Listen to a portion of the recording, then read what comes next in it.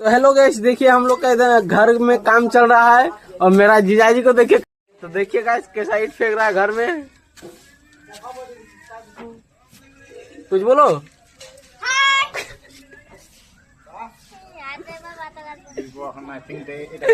देखिए गाइस मामा सबको देखिए ईंट लोग रहा है।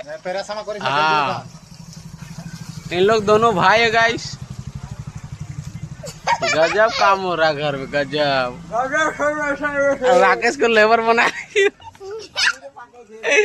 ये जा रहा है बालू नापने के लिए। इधर से ईटा फेंक रहा, उधर से लोग रहा। कैमरा मास्टर मार खा गया है, कहता झमर गया है, जो खा कर नहीं खा रहा है। हाँ, गजब केस लोग रहा है गाइस, गजब गजब। वाह मामा गजब। देखिए गाइस कैसा कर रहा है।